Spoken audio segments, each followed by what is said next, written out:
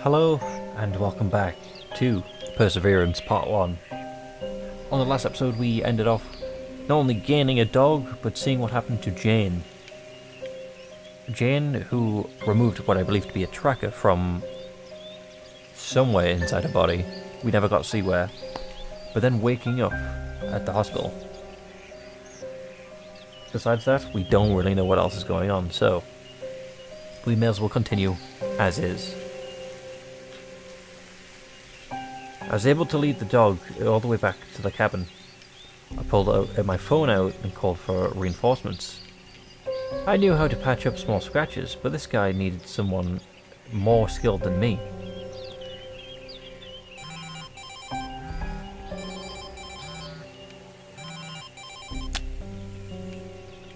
Hey, veterinarian boy. Hi Jack, you remember, you must have got some... What? You must have been good with ladies. Yeah, sure. I need your help. You know a thing or two about treating animals, right? Yeah, a thing or two. Why? You got to change your heart about shooting animals? No, I still have my point. But I found a dog tied to a tree. Someone left him there to die. He's in bad shape. Did you beat the guy up? No, but I would have if I had the chance. Anyway, the dog needs your attention. Wow, I mean, it's awful. Let me grab my gear and I'll be right there. Are you going to leave your store unattended? Yeah. 2 hours won't hurt me. I've earned the weekend's money already. The troops that arrived recently at Murphy's base left a lot of cash. Alright, thanks man. See you soon.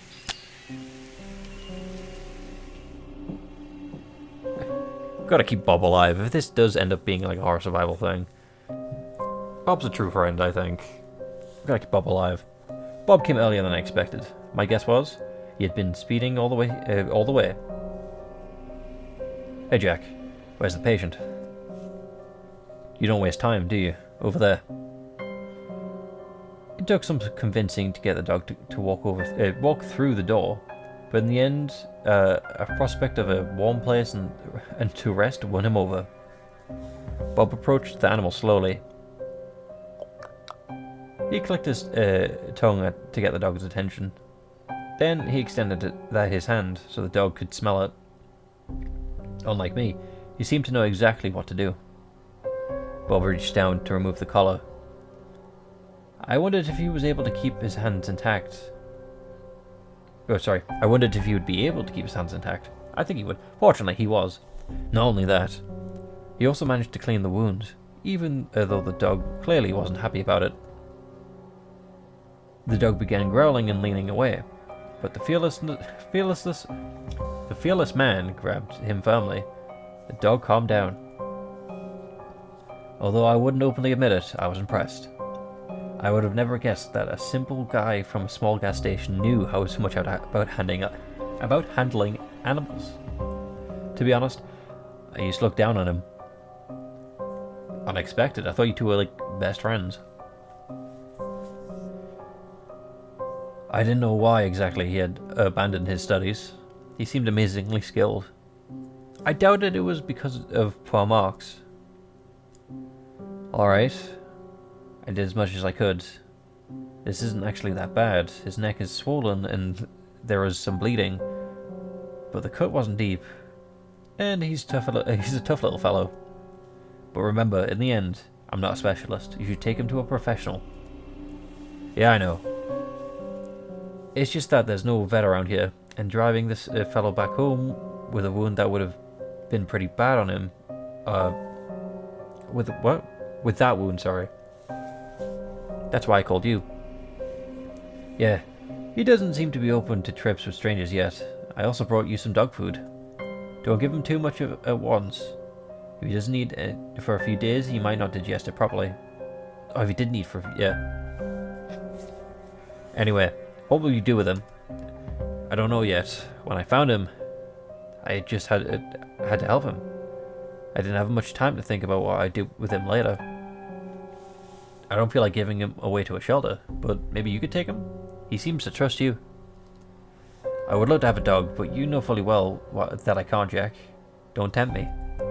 Why not? You seem to be doing pretty well these days, and... No, just no. You don't know how serious my debts are. I won't take responsibility for a living creature when I can't predict if I'll be able to pay my own bills next month. How a young guy like you got into so much debt? Well, long story short, back when I was still studying, me and my brother took over our father's company. It was in pretty bad shape, but we were sure we could restore it and start making money again.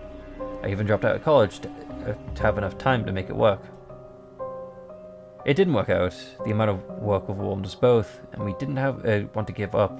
We were stubborn people, me and my brother. Eventually, we went to the bank for a loan. That's how we ended up in debt. At one point, I'm assuming my brother decided that it was all my fault, that I hadn't done enough, that I was slacking. He accused me of all his bad decisions.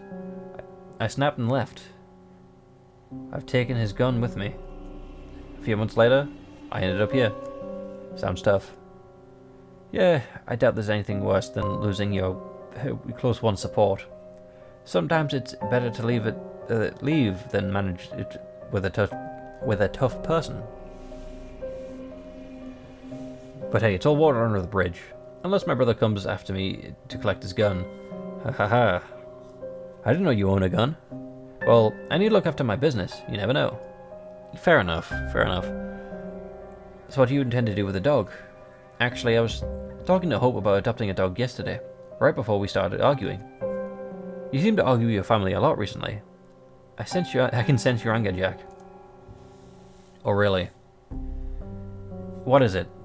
Does my aura give it away? See, it comes out again. Doesn't matter if you believe me or not. Anyway, Hope accused me of not spending enough time with her, so I was thinking maybe getting her a dog would be a good way to reconnecting with her. Sounds like what she needs is your love, not a pet. A dog was just a way of her drawing your attention. I know, but it seems like a good start, right? Sure, any reason to spend time with your kids is good. You should give the dog a name. Oh, what should we name the dog? A name.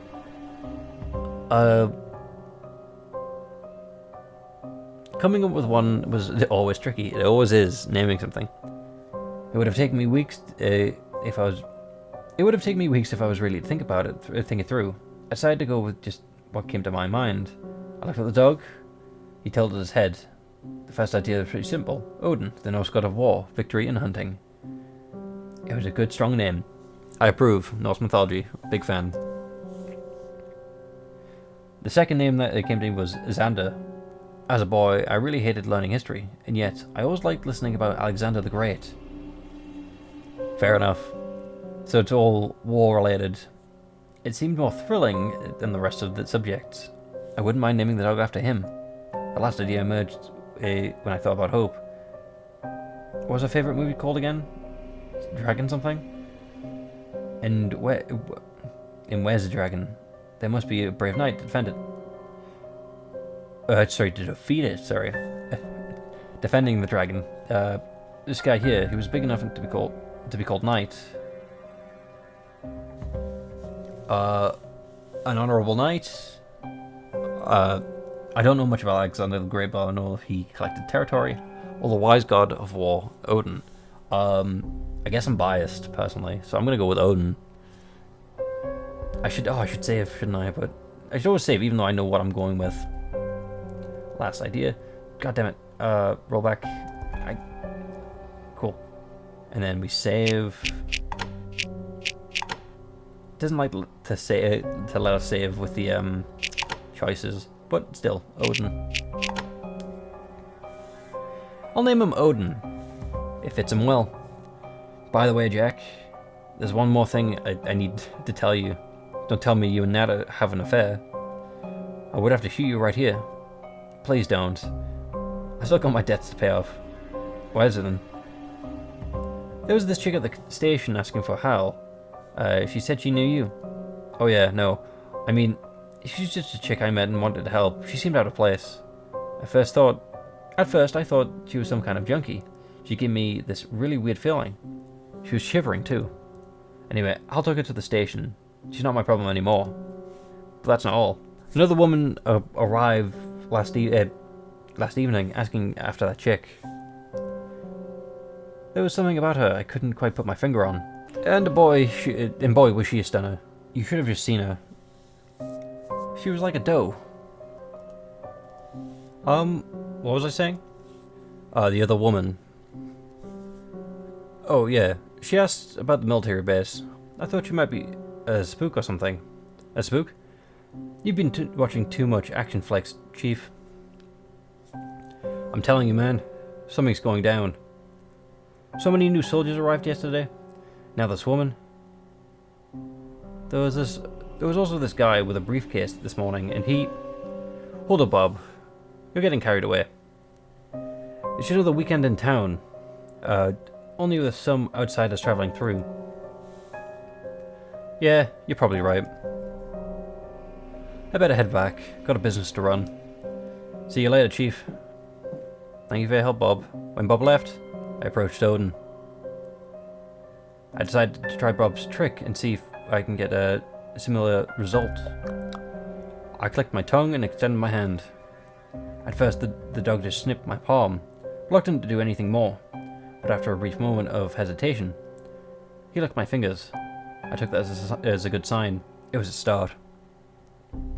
Does this mean we're friends now? Does that mean yes? I scratched his back, causing a lot of tail wagging. It was just as I thought. He was a lapdog. The previous aggression must have been because of the mix of fear and pain. As I patted him on his head, he was nothing more than a giant pet. A pet with a jaw full of fangs and enough biting force to take your hand off. Still a pet. Hope would love him for sure. Funny that. I came here to escape from all the tension with my Natalie, and thanks to my new friends, I wanted to go back. I wanted to see the surprise on their faces. I wanted to see how happy Hope would be, how Natalie, unsure at first, would change her mind as soon as she saw them playing together. I knew it wouldn't resolve all of our issues. I thought I still needed to face my shortcomings. The dog gave me a starting point. I knew what to do, and I had the confidence to do it. It didn't take Odin long to start frolicking around. I wasn't against a little wrestle playing, but knowing that the wound on his neck is still pretty fresh, I tried to do it as carefully as possible. Yet, when nearly 30 kilos of deadly fluffiness jumped me, I got overturned in a moment. I was too afraid to grab the dog by the skin. Soon I regretted I hadn't done it, as our little play caused additional costs. I had a crack near my right pocket. Oh, buddies, stop. That's enough. Odin, sit. When I finally managed to get it from under the dog, I reached into my pocket to find out my phone took the whole enterprise pretty badly. The screen was covered in cracks and the battery went loose. How flimsy is your phone? The frame above the speaker was smashed. For a second, I thought it was done for. Fortunately, as soon as I put the battery back in, the phone came back to life. The case was cracked, but it was still usable. In the end, I decided to call it a night. It had been a long day. I planned on going for a hunt in the morning, so hitting the bed early was crucial. Somewhere else. Reporting in. This is not a scheduled call, Agent. The woman got away. No one told me what to expect of her. She attacked several people in the hospital. I saw her.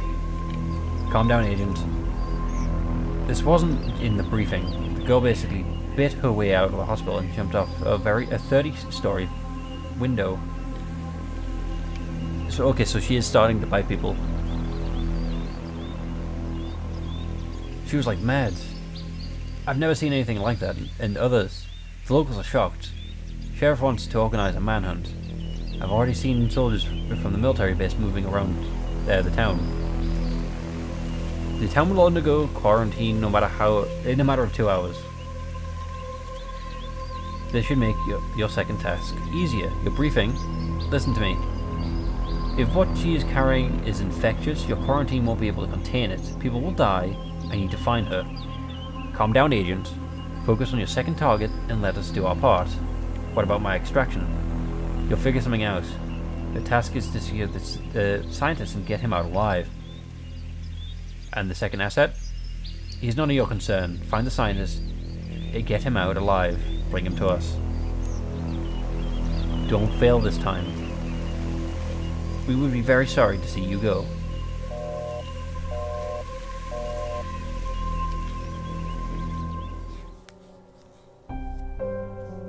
Half 5 in the morning. It was still dark outside when I woke up. Odin was sleeping on the carpet near the fireplace. I rubbed my eyes and reached down for the phone to check the time. Weird. Seems the battery is dead. I'm pretty sure it was around the 40% in the evening before. Yeah, but then you broke it. Seemed impossible to have discharged overnight. It must have gotten turned off or something. There was nothing I could do about it now. I plugged in the charger and went to wake up my new friend. Hey buddy, are you up for a hunt? Come on, you'll like it. I could use some help. Think you're up for it? That's more like it. To be honest, I had no idea if talking to Odin was a good idea. Sorry, if taking Odin was a good idea. There's a pretty big chance he would scare off all the other animals away. People often hunt with their hounds, but you needed to know how to train your dog for it. Worst case scenario, you would have to have a nice stroll around the forest. I took my pocket knife, my rifle, and a piece of bandages with me. I wanted to be prepared better than the day before. I knew the area surrounding the cabin pretty well. I had a general idea of where deers tend to roam. Even if I wouldn't shoot any, it was always great to spot one. That's what I had tried to communicate to Bob. It's not about the shot, it's about the hunt. We were walking quietly for half an hour. I was thinking about the guy who had left Odin. I had no respect for such a person. I remembered the rope. It must have belonged to a climber or somebody working it with boats. Suddenly Odin stopped and sniffed around. I knew he must have caught the trace. I had a feeling he was a real predator after all. I decided to trust his instincts. The dog's sense of smell could guide you to places you wouldn't otherwise miss. He stood still for a minute, focused in one direction, and he began to growl, but I couldn't see anything. The dog began to run. I struggled to keep up with him. I was trying to guess what we would both get up against. A bear or a deer? Something else. However, what I saw was a person. A young man in a blue sport jacket and a baseball hat. Silver carabiners at his belt rattled. At his belt rattled as he walked. Compared to me, he made a hell of a noise. I'd never seen him before. What I did recognize, though, was the place we were in. The same place where I found Odin the day before. Provided the chance to connect the dots, all hell broke loose. The two of us weren't the only people around. There was someone else. Someone I didn't expect to see again. It was the woman from the gas station, Jane. She was moving extremely fast. She ran up to the unsuspecting guy and jumped right on top of him, knocking him down. She leaned towards him, his arm, and...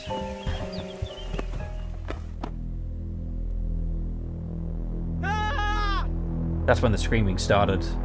At first, I couldn't completely comprehend what was going on.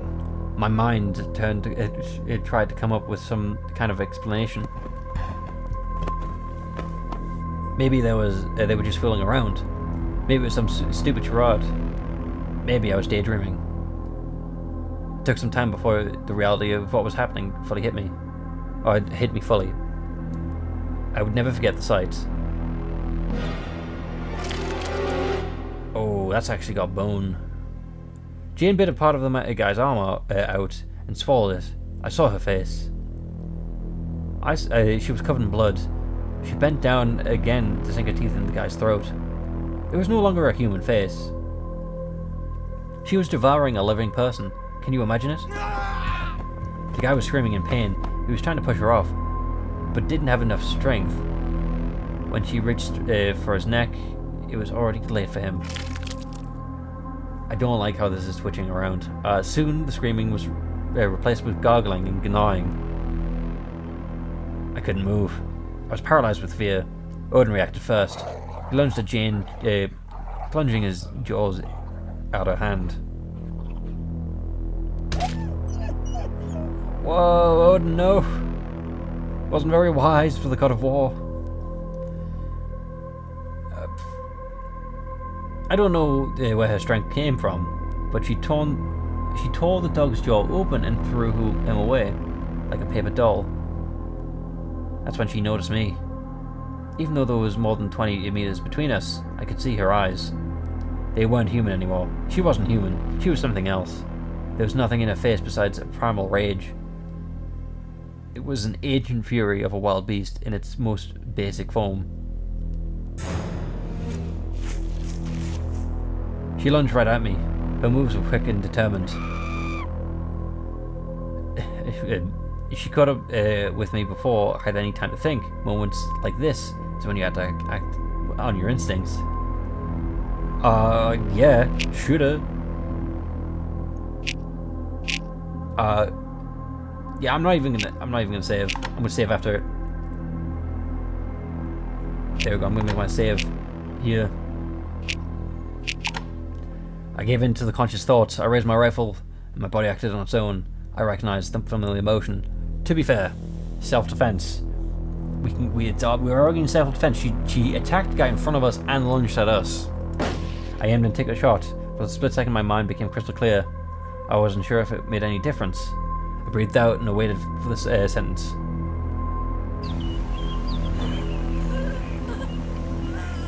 We didn't even get her in the head. It was enough. I shot her right in the chest and through the lung. She was squirming on the grass, whimpering as her breath grew desperate and her moves became more sluggish. She started crying. When I shot animals, I always made sure that they didn't suffer. If my shot missed its mark, I shot again. But this was different. I stood above the young woman crying from pain. A woman who tried to eat a man alive a few seconds prior. A woman whom I'd met 2 days earlier. What was I supposed to do? Yes, shoot her again. I couldn't stand the sight anymore. I reached for my rifle and took aim. As I looked through the gun sights, our eyes met again. This time, something was different. I mean, this time, we can't argue for self-defense. She was calm. It looked as if her eyes begged to end the pain. Those weren't the eyes of a beast anymore. It was her. I couldn't bring myself to speak her name. The shot broke the dead silence of the forest. I'm not sure how long I was still, staring at her empty eyes. They were mesmerizing. At one point, it came to me. Oh yeah, at one point it came to me. It was the first time I'd ever shot at another human. I was a murderer. I killed a person. It didn't matter why. I ended the life of somebody who had a family, who had friends in a dream, and took it all away. Did she, though? I don't think she did, based on what she told us. I threw up. As I was struggling to catch my breath, I got and get to grips on myself. I remembered that Odin was still out there. I had to find him.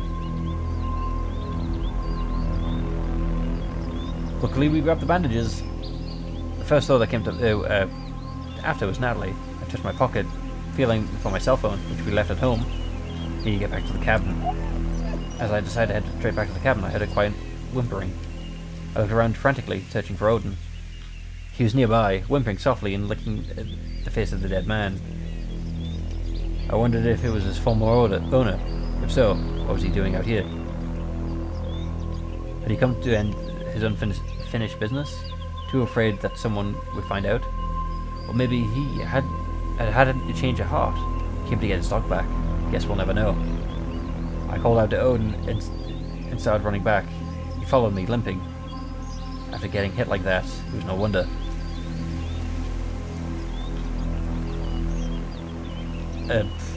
I had no idea what was going on after that woman attacked me. The only thing I knew for certain was that I needed to call Natalie. I had to make sure she was safe, and there was no time to waste. I picked up my pace. 10 minutes past 7 in the morning. The sight of a massacre was still fresh in my mind.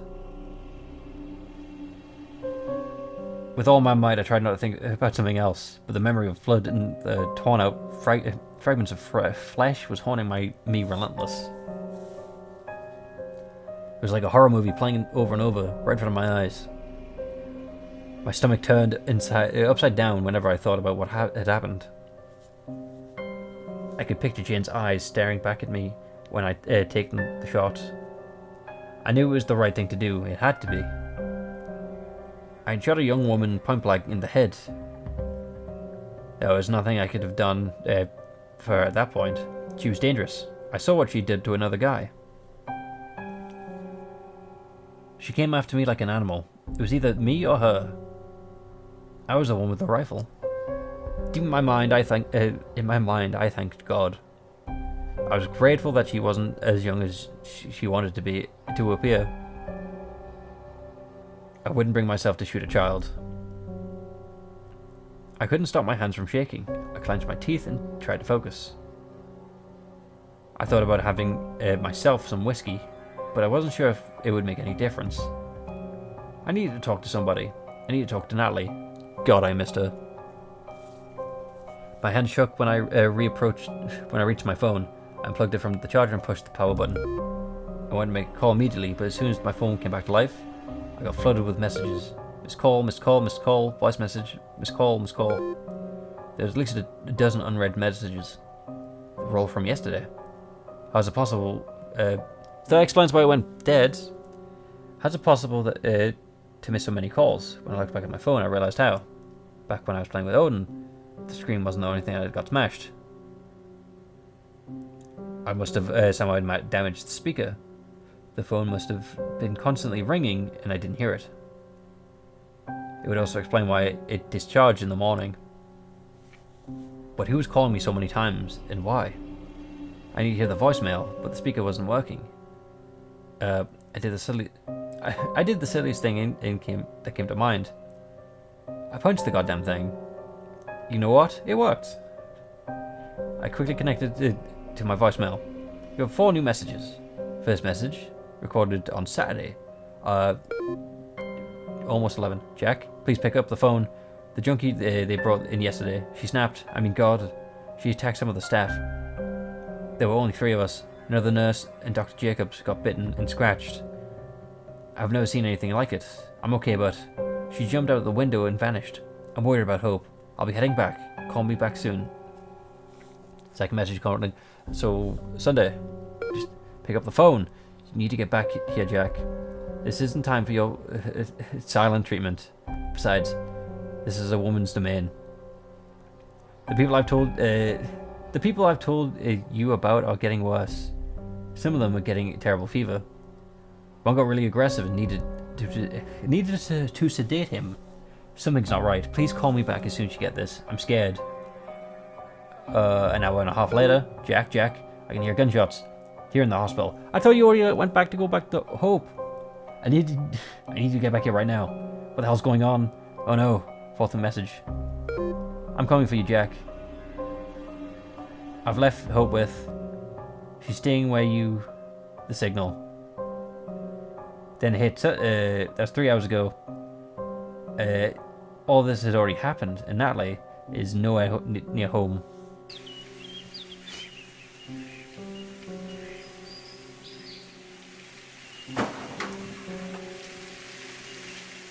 Oh no. Please don't say that's a bite. After the voicemail stopped playing, I stood there staring at the screen. I guess I needed it to process what happened for a moment. Well, I think with that though, we'll have to call it there. And have to see what happens next time. Hopefully, you're invested as much like I am, because it's finally starting. Hopefully you enjoy it, and hopefully I can see you next time. Again, sorry, as you can see, I'm enjoying it, but with that, goodbye.